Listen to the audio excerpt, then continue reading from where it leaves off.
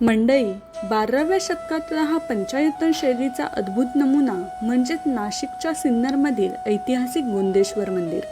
यादव काळात बांधलेलं हे मंदिर काळ्या पाषाणात कोरलेलं एक जिवंत शिल्प आहे. सिन्नरचे गवळीराजे गोविंदा यांनी याची निर्मिती केली, म्हणून याला नाव मिळालं गोंदेश्वर. याचं खास वैशिष्ट्य म्हणजे याची पंचायतन शैली.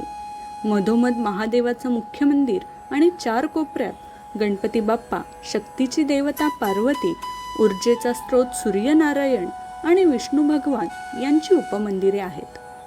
इथल्या भिंतींवर रामायण महाभारताचे प्रसंग कोरलेले दिसतात. पूर्वेकडचा स्वर्गमंडप याला छत नाही. सकाळी सूर्याची पहिली किरणं जेव्हा इथून गाभाऱ्यावर पडतात तेव्हा तो नजारा खरंच स्वर्गीय असतो. महाराष्ट्राचा हा महान वारसा तुम्ही नक्की अनुभवा. या मंदिराचा संपूर्ण इतिहास आणि माहिती असलेल्या व्हिडिओची लिंक डिस्क्रिप्शनमध्ये आहे. नक्की पहा. धन्यवाद.